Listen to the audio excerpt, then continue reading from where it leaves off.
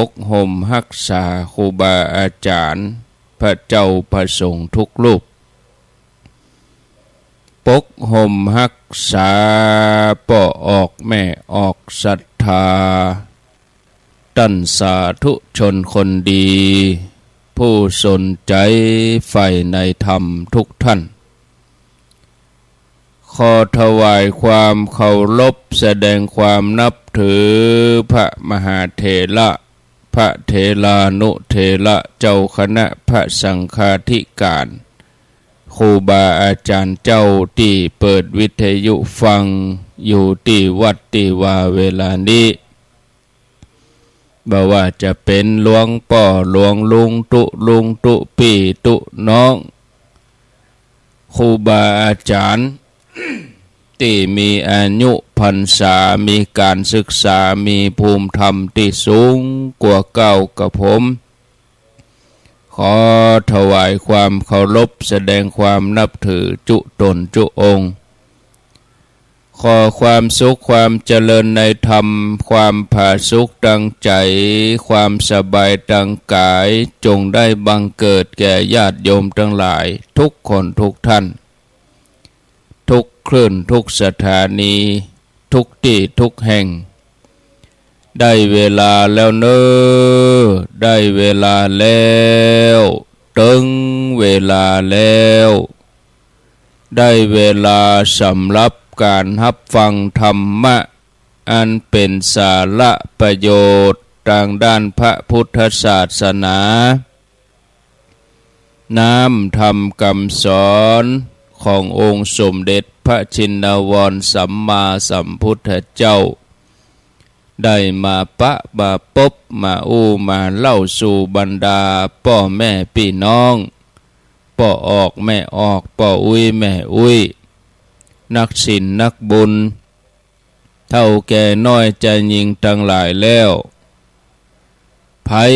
ที่ยังบ่ลุกเตื้อก็เกียมตัวลุกมาได้แล้วเนอลุกมาได้แล้วหลับลุกเจ้ากินพักดังปลายหลับลุกควายกินพักดังเก่าลุกเจ้าได้หลายลุกควายได้น้อยหลับลุกเจ้าเป็นเจ้าดังหลายหลับลุกควายปาเฮือลูกหลานเป็นหนี้เป็นค่าเนอตื่นมาเหียเนอลุกมาเหียเนอลุกเนอลุกเนอลุกตื่นได้แล้วลุกได้แล้วญาติโยมท่านทั้งหลายลุกเจ้าตื่นตัวเจ้าบัวกับอาหันเยื่องนาพังพร้อมลุกควายบอดตันหนตางกีดก้อมก้าตัวบ่ต้อมปุ่นอายจุงเก่งเข้าไว้อย่าไปฮื้อขวายต่อหน้าสบายจำไว้เน้อเจ้าจำไว้เน้อเจ้าอรุณสวัสดิ์ธรรมะสวัสดีสวัสดียามเจ้าศรัทธาญาติโยมท่านผู้ฟังทั้งหลายยินดีต้อนรับเข้าสู่รุ่งอรุณวันใหม่ปะกันเจ้านี้เป็นเจ้าของวันพัดวันพฤหัสบดีที่17เดือนเมษายนพุทธศักราช2568วันนี้เป็นวันเดือน7เหนือแฮม5 ค่ำเดือน7เหนือแฮม5 ค่ำพร่ำว่าเป็นวันพฤหัสบดี17เมษายน2568ก็ผ่านช่วงเวลาสงกรานต์ปีใหม่เมืองไปแล้วผ่านไปแล้ว1 ปีศรัทธาญาติโยมทั้งหลายปีหน้าก็ว่ากันแถมไม่สังขารเขาก็ เพิ่มขึ้นมาอายุเพิ่มขึ้นมาพร้อมกับความร่วงโรยความแข็งแรงความเยาว์วัยทุกสิ่งอย่างก็ผ่านไปศรัทธาญาติโยมปีใหม่เมืองนี่ถือว่าเป็นสิ่งที่ปฏิบัติสำคัญที่มีคุณค่ากิจกรรมที่เกิดขึ้นก็ทุกเพศทุกวัยต่างฐานะสามารถร่วมทำร่วมกันได้ในเทศกาลปีใหม่เมืองนี้เป็นการแสดงออกความพร้อมเพรียงเกี่ยมบ้านเกี่ยมจองทำความสะอาดบ้านจองวัดวาที่สาธารณะอาคารหน่วยงานต่างๆประกอบร่วมใจพร้อมใจกันทำบุญทำทานอุทิศบุญกุศลให้กับผู้ที่ล่วงลับไปเป็นการแสดงความกตัญญูกตเวทีต่อพ่อแม่บรรพบุรุษบุพการีได้ทำนุบำรุงพระพุทธศาสนาทำบุญตักบาตรเลี้ยงพระฟังเทศน์ฟังธรรมสงฆ์น้ำพระหดน้ำขอพรจากผู้หลักผู้ใหญ่มีการจัดประเพณีตามท้องถิ่นท้องที่แสดงถึงเอกลักษณ์อัตลักษณ์ของด้านนาการเล่นหดน้ำของคนหนุ่มสาวละอ่อนก็ทำด้วยน้ำใจไมตรีสภาพการเหตุการณ์อย่างนี้นี่ก็หาได้เฉพาะบ้านเฮาเมืองเฮาต่ออันก็มีการยะการทำก็นำไปสู่การเกื้อกูลผูกพันวัฒนธรรมมรดกเก่าแก่ของบ้านเฮาเมืองเฮาเป็นสิ่งที่มีคุณค่ามีประโยชน์ในส่วนของครอบครัวส่วนของชุมชนส่วนของสังคมส่วนของพระศาสนาที่หล่อหลอมเข้าด้วยกันปัจจุบันอาจจะมีสิ่งที่ปฏิบัติเปลี่ยนแปลงผิดแผกไปจากดั้งเดิมเปิ่นห้องว่ามันเปลี่ยนแปลงเบี่ยงเบนไปยังการเล่นน้ำหดน้ำบัดเดี๋ยวนี้เป็นหดน้ำด้วยความก้าวร้าวรุนแรงผิดกฎหมายก็มีบ่ได้นึกถึงอันตรายที่จะเกิดขึ้นกับคนอื่นอันตรายที่จะเกิดขึ้นกับชีวิตทรัพย์สินบางทีเล่นกันก็เกินขอบเขตนำไปสู่การทะเลาะวิวาทขาดน้ำใจไร้มารยาทบ่มีวัฒนธรรมก็ส่งผลถึงเป็นการทำลายวัฒนธรรมประเพณีที่ดีงามญาติโยมทั้งหลายสิ่งสำคัญในการทำบุญปีใหม่เมืองนั่นเป็นการบอกถึงวันเดือนปีใหม่สังขารล่องกาปัญญาวันกาวันปากปีปากเดือนวันอะไรอย่างมูเนี่ยการบอกวันเดือนปีเนี่ยเป็นเครื่องเตือนสติเตือนใจเฮาบอกคือเฮาฮู้ถึงอายุไขของเฮาว่ามันล่วงแล้วก็เฮาก็จะได้ทำสิ่งอันที่มันเป็นสาระแก่นสารของชีวิตสามารถเป็นเครื่องหมายชีวิตในระยะเวลานี้บ่ให้จิตใจมันวอกแวกบุ่นวายว้าเวให้ได้ทำสิ่งที่เป็นหลักประกันชีวิตที่ชีวิตล่วงมานี่ก็ต่อไปตั้งหน้าก็บ่ควรที่จะตั้งอยู่ในความประมาทมัวเมาสิ่งใดดีก็ทำต่อไปสิ่งใดบ่ดีก็ละเว้นเลิกไว้ตั้งอกตั้งใจดำเนินชีวิตต่อไปแถมอย่างหนึ่งก็เป็นการเตือนให้เฮาชำระสะสางร่างกายจิตใจให้มีความสะอาดใจสติปัญญาแก้ไขปัญหาปรับปรุงเตรียมตัวเก่าสำหรับการงาน สำหรับตัวเองแสดงความเคารพต่อผู้รักผู้ใหญ่ผู้ที่มีอุปการะคุณวันปีใหม่เมืองนี่เป็นวันแห่งความเอื้ออาทรการส่งน้ำพระขอปอนผู้ใหญ่เล่นหดน้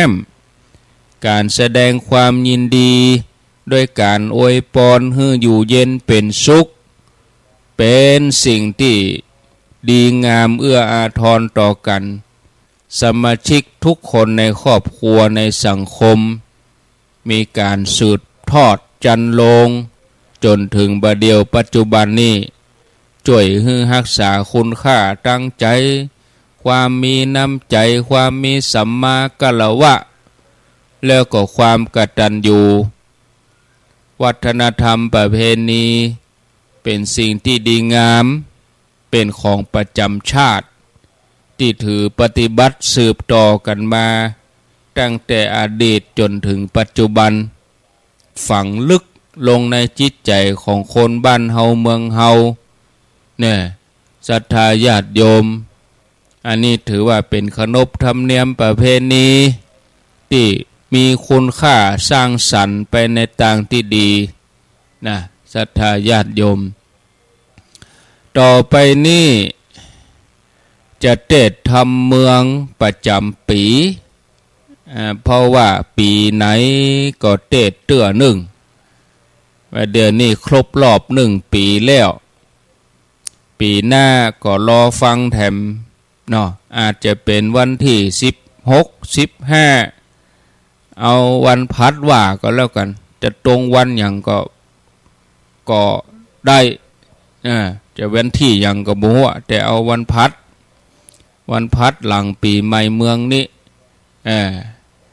วันนี้จะเทศธรรมชื่อว่าโลกาวุฒิธรรมโลกาวุฒินี่เปิ่นเอาใจเทศสืบชะตากาขึ้นบันใหม่เปิดร้านกาอันนี้วันนี้เป็นวันที่ผ่านปีใหม่มาจะได้เอาธรรมโลกาวุฒิมาเทศให้ศรัทธาญาติโยมทั้งหลายในรอบปีเพราะปกตินี่เทศธรรมเมืองนี่บัทนัดถามว่าเทศได้ก็เทศได้แต่ตนที่เปิ้นเทศออกอากาศตนอื่นเปิ้นก็มีปะเลอะปะเต๋ออาตมานี่จะไปเน้นทางบรรยายแต่ก็เอาใจศรัทธาญาติโยมเปิ้นว่าปีไหนก็เทศเฮ็ดเตื้อหนึ่งกะเอาได้ท่านก็เอามาเจ้าบรรยากาศมันดีรุ่งอรุณก่อนตะวันจะขึ้นถ้าไปเทศมาวันไปเทศมาตอนมันฮ้อนคนก็บ่ล่ำฟังด้วยเขาไปการไปงานเขาไปปีใหม่แล้วแถมอย่างหนึ่งก็ตะวานี่ก็บ่ได้เข้ารายการช่วงเมื่อวันมาเจ้าก็ติดธุระการงานศรัทธาหน้านี่ซ้ำหายช่วงปีใหม่เนี่ยกิจกรรมมันทีตัวเจ้ามีน้อยศรัทธาก็มีหลายบึดตั้งหนึ่งบึดไปตั้งหนึ่งเนาะเอาละเพื่อบ่ให้เป็นการเสียเวลาก็จะได้เทศธรรมโลกาวุฒิให้ศรัทธาญาติโยมทั้งหลายได้ฟังอาจจะบ่ม่วนเหมือนที่ครูบาอาจารย์เปิ้นเคยเทศให้ศรัทธาฟังในรายการในวิทยุนี่เด้ออาจจะบ่ม่วนเหมือนครูบาอาจารย์อย่างใดก็ฟังไปให้แล้วใจเนาะ นะโมตัสสะภะคะวันโตอะระหะโตสัมมาสัมพุทธัสสะพุทโธเศโธติโลกัสสมิงสัพพะสัตตาหิตังสาสาลาพันธานังสิโนอะหังวันตามิสัพพตา พุทโธอันว่าพระพุทธเจ้าเศรษโธตนพระเสติโลกัสสมิงกว่าโลกตั้ง3 กิโลติการกะทำหิตังหือเป็นพโยจนะสัพพสัตตานังแก่สัตตโลกตั้งมวลสังสารพันธานังสิโนอันติดอยู่ในโลกสงสารมักว่าเป็นดังเชือกผูกไว้บ่รู้ใดถึงนิพพานเต้ามีแต่สัพพัญญูพระพุทธเจ้าหากมั่งเสียยังเชือกเล็กอันมัดไว้นั่นแลอาหังอันว่าคาไว้วันตาก็ไว้พุทธังยังพระพุทธเจ้าศีลสาด้วยหัวแห่งคาสัพพตานังในกาละจุเมื่อแลเยจะนาอันว่าคนทั้งหลายฝูงใดก็ดีแม่นว่าสมณะพราหมณ์ตนใดตนหนึ่งก็ดีและได้เอาพระพุทธเจ้าเป็นที่จังที่เปิงบทโดยว่าพุทโธเศรษโธสุมโนสะคันโธส่วนอันว่าคฤหัสถ์และนักบวชทั้งหลายฝูงนั้นก็จักได้พ้นจากทางทุกข์โทษทั้งหลายในปัจจุบันหันต่อหน้าตันตาและอนาคตการไปนาจะแลธรรมโมมหาโครัตนาติโลเกสังสลันโตปิตลนาธรรมโมอันว่าพระสัทธรรมเจ้าอันได้84,000 ขันธ์สวาขาโตอันว่าพระพุทธเจ้าหากเทศนาไว้ดีแล้วนักมหาเมโคลนาตาหากเป็นอันแก้วอันประเสริฐยิ่งนักอันนำยังสัตว์โลกทั้งมวลหือพ้นและถึงฝั่งสมุทรสาครกำลำคือเวียงแก้วเนลปานอันเบาหูเท่าหูตายนั่นแลโยบุคคโลอันว่าปุคละผู้ใดมีใจศรัทธาและเอาพระสัทธรรมเจ้าโดยบทว่ามหาเมโครัตโนติโลเกสังสลันโตปิวาลยังสัพพสัตตานาวาอาปะมัตตังปันนามามิธรรมังอาหังอันว่าคาวันตามิศีลสาสัพปตาดังนี้ไปใจก็จักได้พ้นจากกังวลอนตรายตั้งแต่ปัจจุบันอันนี้และอนาคตการไปนาทลาบต่อเต้าถึงนิพพานเจ้าแต่ดิลีบญญาจะและนาสังโฆวิสุทโธวรัตถินายโยสันตินตริโยสัพพะมาลาปะหิโนคู่เนหิสมิทธิปัตโตอนาสโวตังปนามามิสังฆังสังโฆอันว่าพระสังฆเจ้าอันบริสุทธิ์ประกอบด้วยศีลสมาธิปัญญา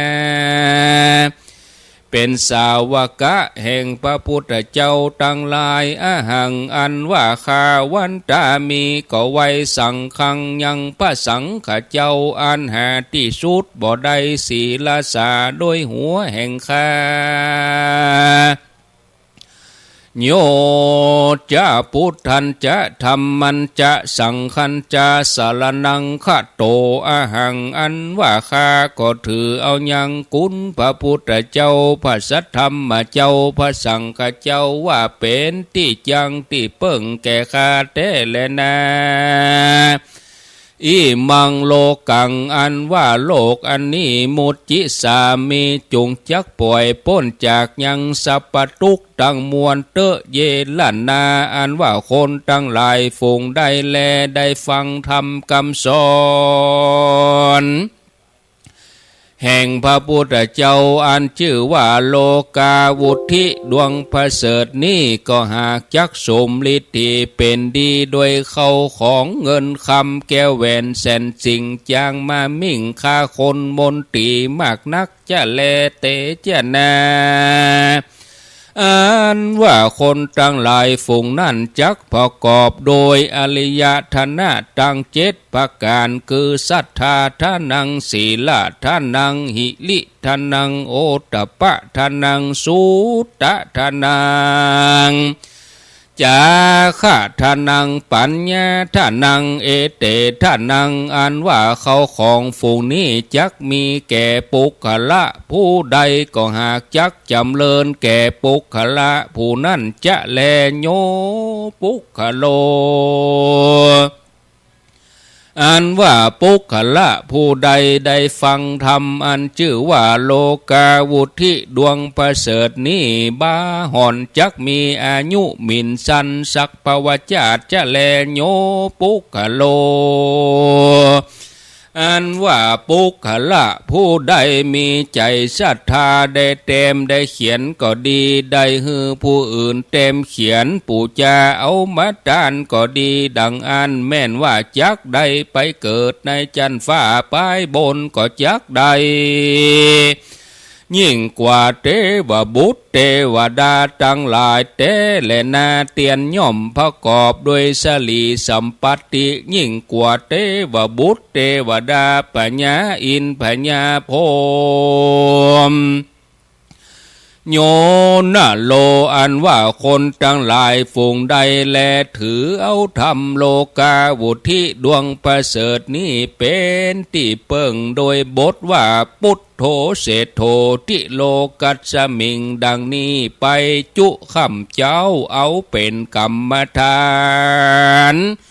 ผู้นั้นจักบ่ได้เป็นข้าตั้นสักภวจาตไปจักได้เป็นเจ้าแก่ตั้นจุภวจาตหิโดยเตและนาจักประกอบด้วยสัพปันนลัง4-6ประกา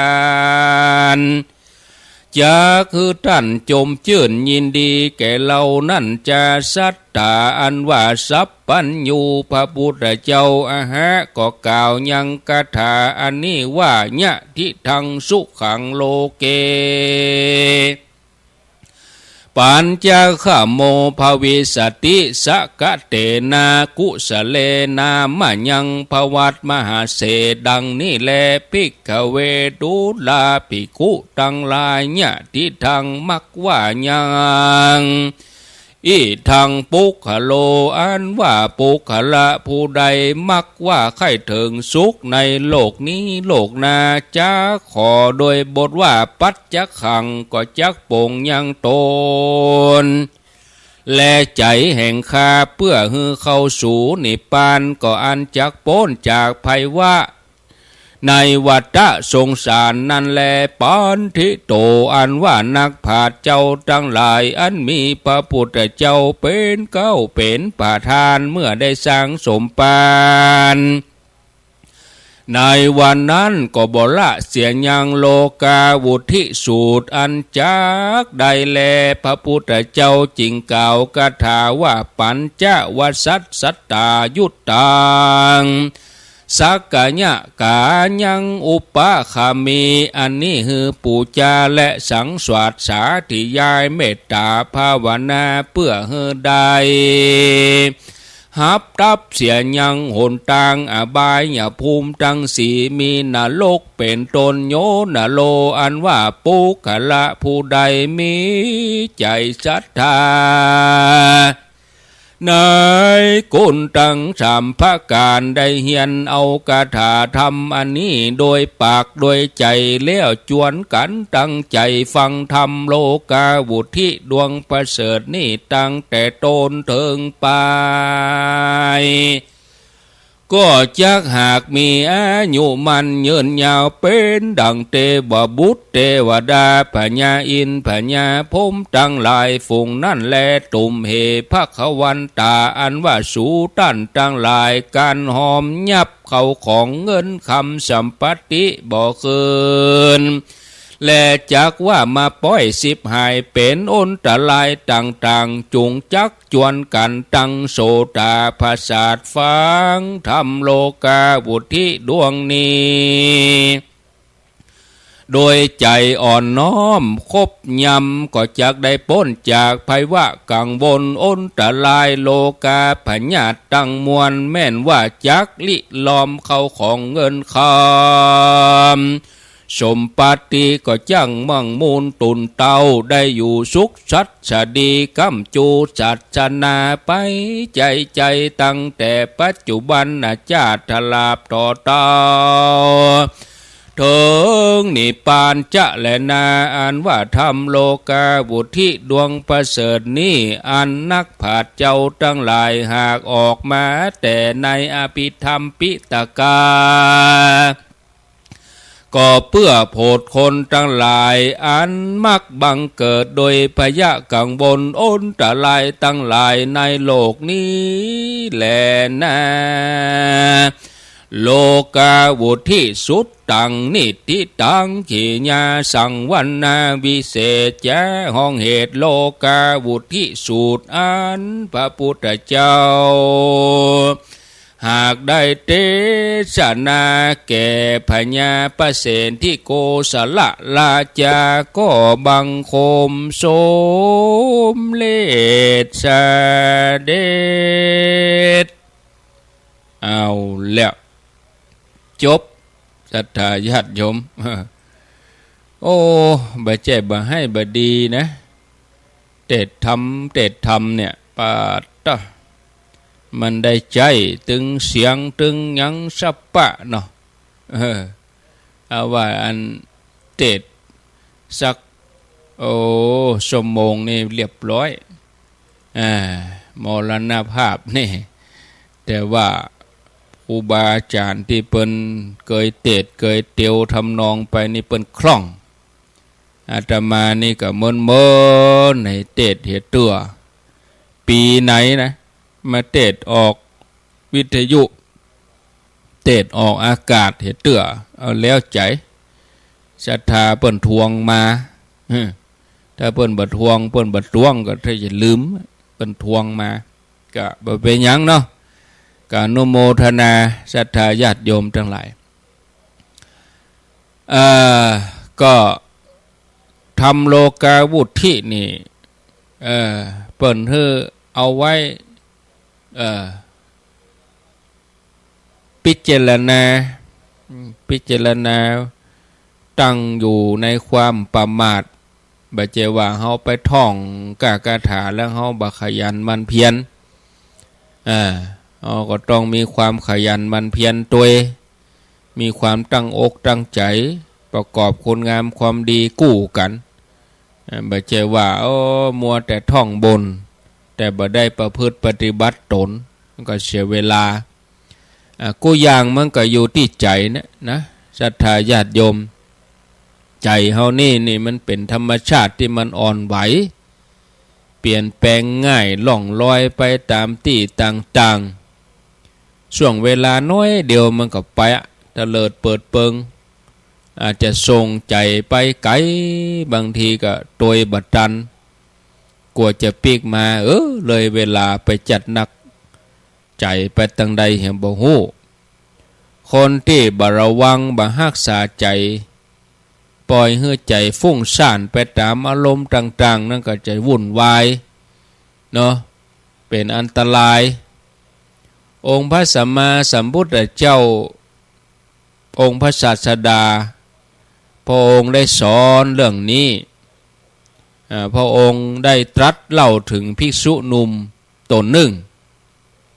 เคยใช้ชีวิตที่ล่อแหลมต่อเพศพรหมจรรย์เพราะว่าภิกษุหนุ่มตัวนี้ปล่อยจิตปล่อยใจให้ฟุ้งซ่านแต่ในที่สุดภิกษุตัวนี้ก็สามารถเปลี่ยนชีวิตให้พบความสุขได้หันมาประพฤติปฏิบัติได้เรื่องก็มีรู้อยู่ว่าในเมืองสาวัตถีมีพ่อใจหนุ่มคนหนึ่งไปขอบวชกับพระสังฆลักขิตเถระซึ่งมีฐานะเป็นลุงบอกกองบวชแล้วก็ลาไปจำพรรษาอยู่ที่วัดใกล้หมู่บ้านต่อมาพ ภิกษุหนุ่มรูปนี้ก็ได้รับจีวรมา2 ผืนหนึ่งยาว7 ศอกแถมผืนหนึ่งยาว8 ศอกตัวท่านเองก็เอาผืนที่ยาว7 ศอกนั่นไว้แล้วเอาผืน8 ศอกนั่นตั้งใจจะเอาไปทานให้ตุลุงที่เป็นอุปชาบอกก้องออกวาสาก็เดินทางไปเยี่ยมไปเอาหาตุลุงพร้อมกับจีวรผืนนั่นจะเอาไปทานแต่ว่าหลวงลุงนั่นก็เปิ้นสำเร็จธรรมเปิ้นเป็นพระอรหันต์และเปิ้นมีความมักน้อยสันโดษก็เลยบอกให้ตุเจ้าหลานบอกว่าตุลุงก็มีนักปอแล้วมีใจแล้วให้เธอเอาเก็บไว้ใจเตอะภิกษุหนุ่มนี่ก็ว่าตุลุงผมตั้งใจเอามาทานให้นะขอฮับไว้กรรมเด้อขอฮับไว้กรรมแต่ว่าตุลุงก็ยืนยันว่าบ่เอาเธอเก็บไว้เหียของตุลุงมีนักให้หลานนี่เก็บไว้ใจเหียอ้อนวอนอย่างใดก็บ่สำเร็จภิกษุหนุ่มนี่ก็น้อยใจ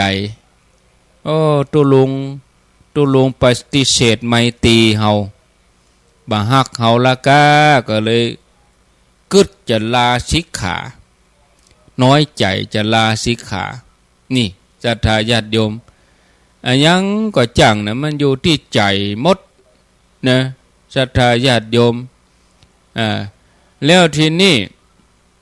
เมื่อเกิดน้อยใจจะลาสิกขาจิตฟุ้งซ่านมันเคยเล่าให้ศรัทธาทั้งหลายฟังไปแล้วจิตของภิกษุหนุ่มนี่ฟุ้งซ่านก็ไปกำเอาพัดเอาวีตุลุงก็ว่าอันก็มานั่งวีนี่ฮ้อนก็เอาพัดใบตาลเนี่ยมาวีมาพัดให้ตุลุง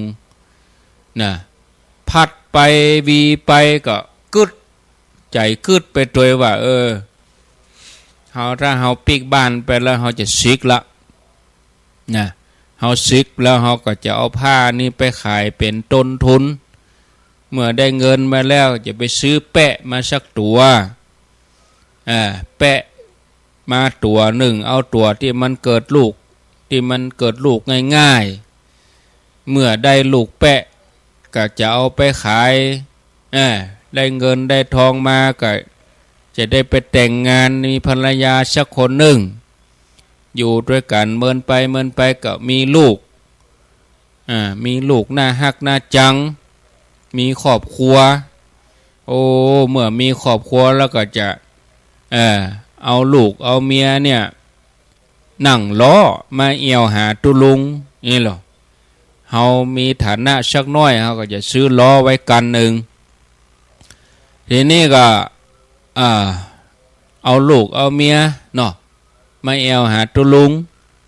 ก็คือภรรยาเป็นคนอุ้มลูกส่วนตัวเฮานี่จะเป็นคนขับล้อเมื่อตัวภรรยาเมื่อยเนาะเจ็บแขนเฮาก็จะอุ้มลูกแทนแต่ว่าผู้เป็นภรรยานี่บ่ยอมก็ชักขยเยอะกันอันนี้ยื้อยุดกันนักเช่นนี้ก็ลูกก็ลุดมือไปตกล้อตายเฮาโคตรภรรยาก็เลยเอาปะตักตีบุ๊บภรรยาดังปกบอกกองงดเสียงนั่น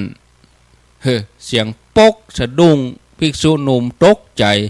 ตัวเก่าเอาพัดบุ๊บหัวตุลุงพูดแล้ว ดังปกเอาตุลุงเพิ่นก็ฮู้ด้วยเจโตปริยญาณ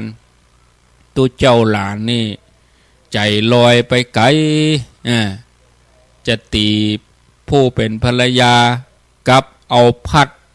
มาฟาดหัวของเฮาตุลุงก็เลยอู้ว่าเธอบ่ได้ตีถูกภรรยาบ่ได้นี่ตีหัวตุลุงนะ ภิกษุหนุ่มหูว่าตุลุงหูว่าละจิตตัวเองก็เลยเกิดความกลัวความอายเนี่ยลบหนีไปแล้วก็พระเนรในวัดก็ช่วยกันวกช่วยกันยับ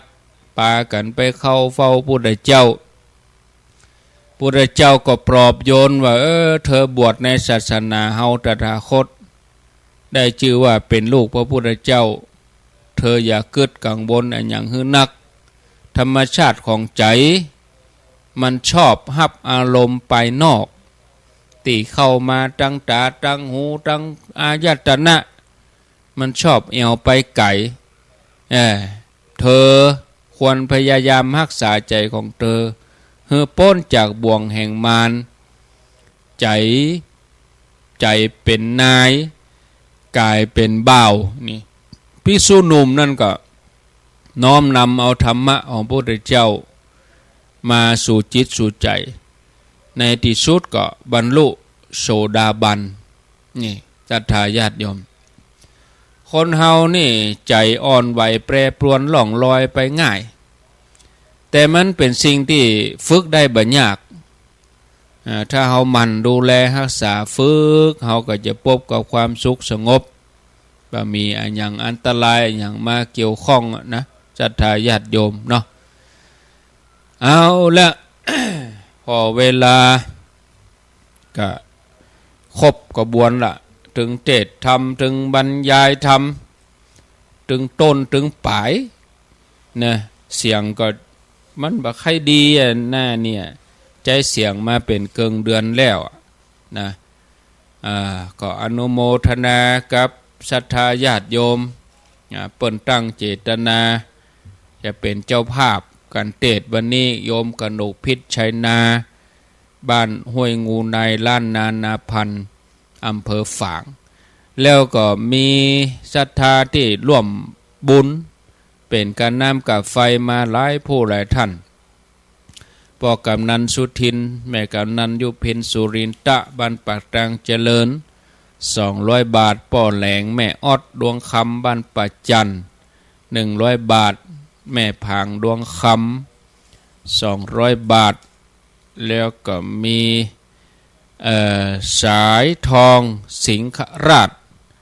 บ้านชายมูลตะเดมได้เขียนแม่บุญรัตน์สมจะ100 บาทนางเกศรตาเป่ง100 บาท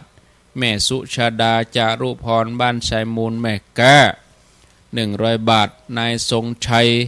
แม่ยอดเรือนรัชวงศ์บ้านชายมูลแล้วก็มีแม่บัวพักชัยมาลาบ้านน้ำดิบหลวงนะอนุโมทนาเด้อแล้วก็มี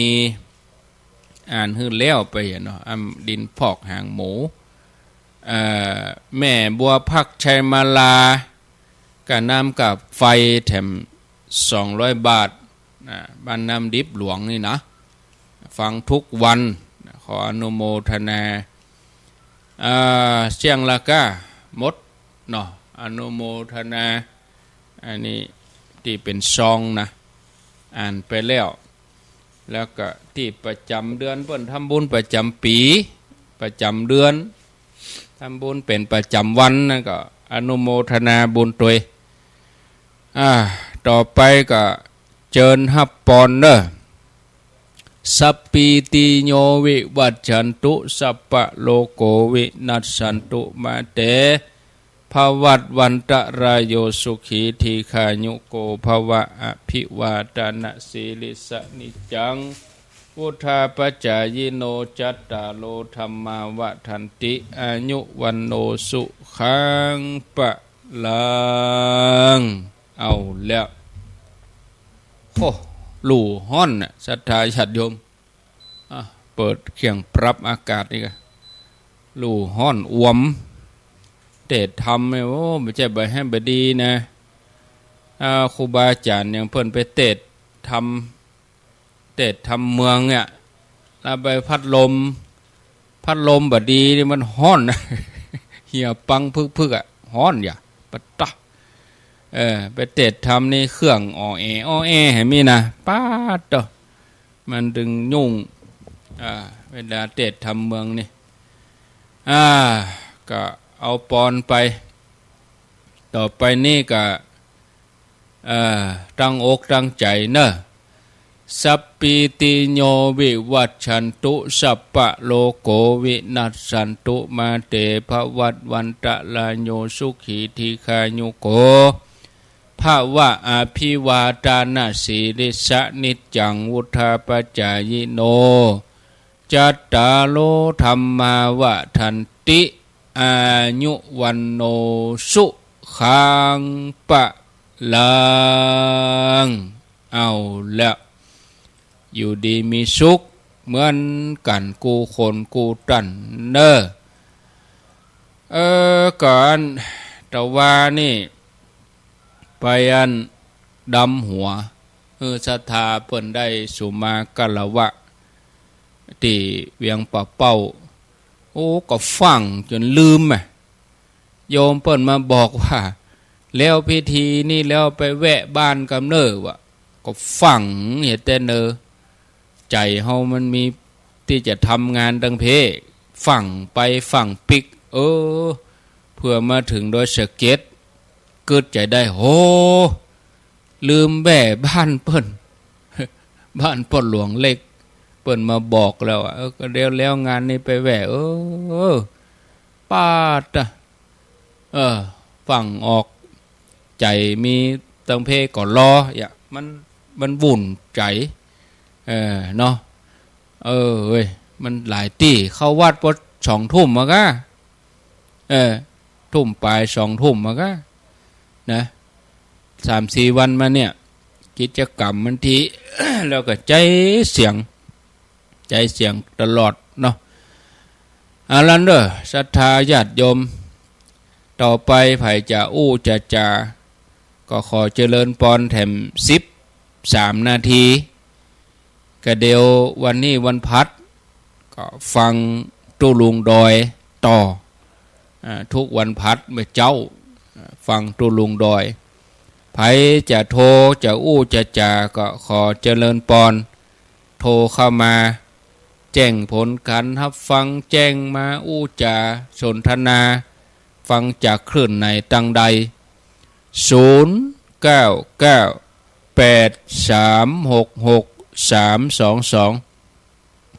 0998366322รายการเมื่อคืนนี่อาตมาจะมีแห่งกรรมก็วันพุธคงจะวันพุธสุดท้ายของเดือนถ้าบัติดธุระจังใดวันที่30ปุ่นถ้าว่าเดือนใดที่มี5 พุธอาตมาก็ได้มาจัดวันพุธสุดท้ายของเดือนพุธแรก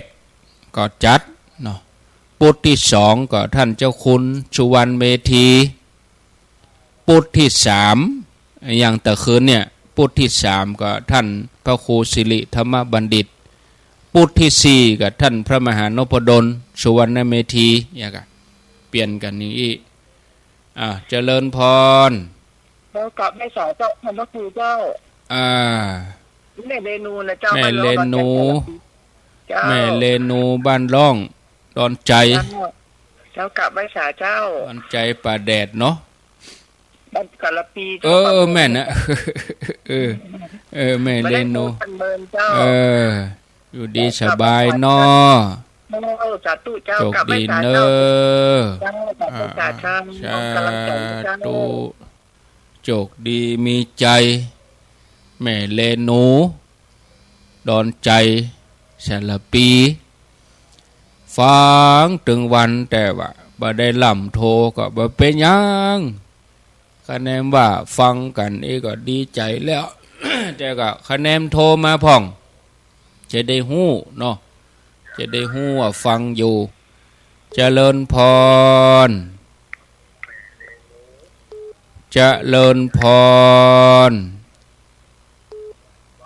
ติดแล้วเนอะอันนี้ติดแล้วก็บูเมาฟังวิทยุเจริญพรท่านพระครูนี่แม่บัวพัดฟังเจ้าแม่บัวพัดกุลันเจ้าอัน สถานีวิทยุวัดบาทรวมชัดเจนดีนะเจ้าชัดเจนดีอนุโมทนาแม่บัวพัดกุลันต้นชานเจริญพรอาจารย์โอ้โหนี่จะไม่นานเป็นเรื่องโอ้เมืองนานครับบ้านตุ่งน้อยฝ่ายแก้วเมืองนานครับผู้เพียงครับผู้เพียงบุญเนาะครับเบา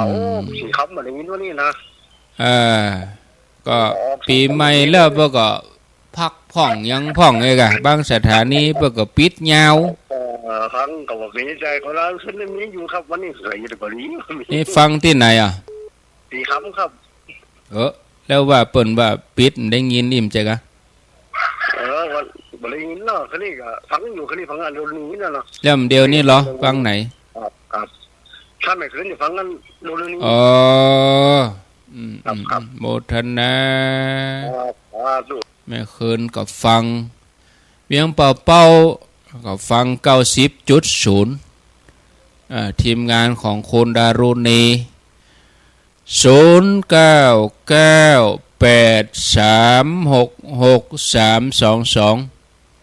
เมื่อคืนก็ฟังดอยหมอกเรดิโอแล้วก็เครือข่ายของเปิ้นแป่นั่นพะเยาเนาะฟังกูติกูแห่งหับสายเจริญพรกับว่าสาเจ้าค่ะโตจากที่ไหนบ้านนันทลามอำเภอฝางนันทลามฝางเจ้าวันนี้ได้ทำแม่ของหลวงปู่ครูบาทำแม่ยังเอาดามพัดบุหัวตุลุงอ่ะเจ้านั่นวีในได้ยินอย่าเตี้ยนวีในได้ยินอย่าเตี้ยนดีใจเจ้าโอ้ท่านนะบ้านเจ้าปีหน้าก็ครูสุภาพแข็งแรงเด้อสาธุเป็นมงคลกับบ้านกับจองเนาะเหมือนเฮานิมนต์ไปเต็ดเจริญปอนโทษจากตั้งใดเจ้าอุ้ยน้องลูกหลานครูบาพระบาทเจ้าฟังชัดดีเนาะทุกวันแกมชัดดีมากค่ะแล้วก็อันรายการนั้นในสำหรับเดือนนี้เราอ่อนข่าวร้อนติ๊กมายังได้เอาไว้เป็นยังถ้าพร้อมกันจะพาอาจารย์สมชาติตลอดวันนั้นก็เอารถไปคนฟุ้นไปที่จะไปโคกอะไรอย่างนี้ตีนะเจ้าชัดเจนนี่นะเจ้าวันกูเจ้าเลยนะเจ้าตูต้องระมัดระวังกะเฮาอายุเฮานักแล้วก็กำลังแข็งมันบ่ค่อยแข็งแรงนะเตี้ยมันขอโทษนะขาตั้งรถเครื่องนี่มันเป็นเล็กอ่ะแล้วก็แข็งเฮาเนี่ยมันเป็นกระดูกมันบ่ค่อยแข็งแรงแล้วแหงมันบ่ค่อยแป้จะไปก่นไปล้มเนี่ยโอ้ลำบากมาแต้มว่าจะไปขี่เนอะคนเท่านะรถเครื่องนี่เอามตันนะมันแข็งขาเขามันมีกำลังเหมือนคนหนุ่มแล้วอันตรายเจริญพร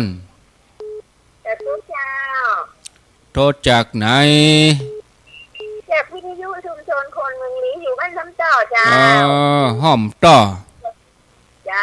วันนี้ได้ของขวัญปีใหม่ได้ทำแม่ได้ฟังทางด้านของแทนฟังชัดดีก่อชัดเจนมากๆจ้าดีแล้วเปิดบังโฆษณาโอ้ดีละสุดยอดแล้วจ้าเดี๋ยวก็ฟังตูลุงดอยต่อเนอะฟังประจำแล้วจ้าโมทนาเมืองลี่ก็มาเมืองน่านก็มาเมืองฝางก็มาเอาเจริญพรขอบพระเจ้าท่านพระครูโทษจากที่ไหนไหนกำนวนแต่ซ่อนเจ้าแต่ซ่อนชัดเจนดีเนาะเจ้าแต่เจนนี้ทางแดนดินที่รัดน้อเจ้าอยู่ดีมีสุขเนอะเจ้าขอพระครูจงมีให้มันเนียนยาวเนอะสุขภาพเป็นคนแข็งแรงเลยเจ้าเนอะดู0998366322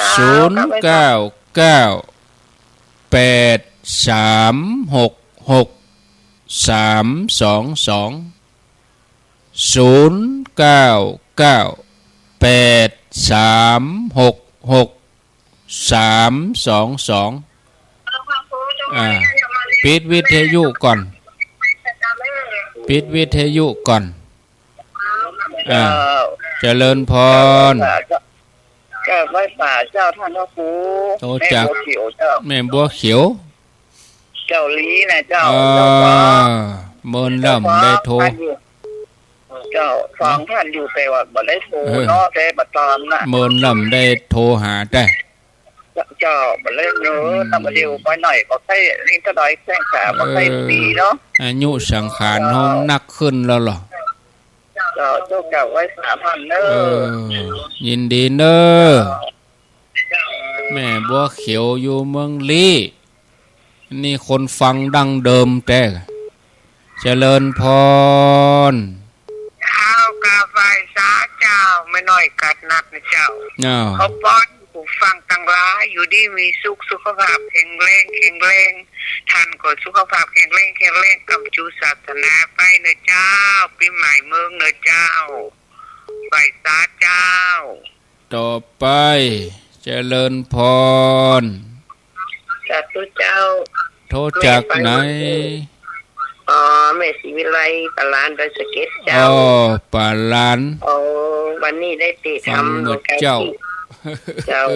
ดีแต่เจ้าโลกาวุฒิจองเจ้าบ้านแม่ก็ติดกุฏิดีแล้วกันเนาะเจ้าโมทนาเนอ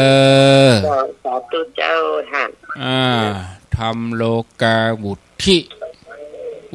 จำเลินเจริญพรเจ้าอันนี้จากเรื่องเป้านะเจ้าบ้านยังบ้านหนองหยอดเบิ้ลลำได้โทรหาท่านได้ยินชัดดีเนาะเจ้าได้ยินชัดดีเจ้ายินดีเนอบอกว่าให้โทรหาไปฟังเองเด้อเจ้านะโมทนาบุญตัวเจ้าสาธุเจ้าสาธุเพียงปับเป้าเจริญพรครับไว้จ่าครับบ้านอาจารย์ป่อบุญธรรมครับผมสังคำฟันครับเหมือนล่ำได้ปากันเนาะฟังชัดเจนดีเนาะครับว่าชัดเจนดีครับวันนี้ได้ก็ฟังเทศเนาะปีในเตื้อเนาะครับปีหน้าก็มาเทศแถมสาธุป่อบุญธรรมสายสุดท้ายเจริญพรกราบไหว้สาเจ้าท่านพระครูเจ้าโทษจากตังใดที่ไหนเด็ดสกอยโดยสเก็ตบ้านหยังโดยสเก็ตบ้านแม่ห้อยเงินเจ้าแม่ห้อยเงินกะเจ้าฟังตลอดนะเจ้าดีมีสุขเนอเจ้ากราบไหว้สาเจ้าพอสมควรแก่เวลาลาไปก่อนเนอศรัทธาลาไปก่อนป้ากันแถมใหม่โอกาสแน่โชคดีทุกคนทุกท่านขอบคุณทุกคลื่นทุกสถานีรายการต่อไปก็จะเป็นตุลุงดอยหลวงปู่พระครูปฏิภาณธรรมถินวัดอรัญญวิเวกคีรีวัดดอยจอมพอพระธาตุจอมพอเนอะจะมาลาชาติไปก่อนอายุวันโนสุขังปะลา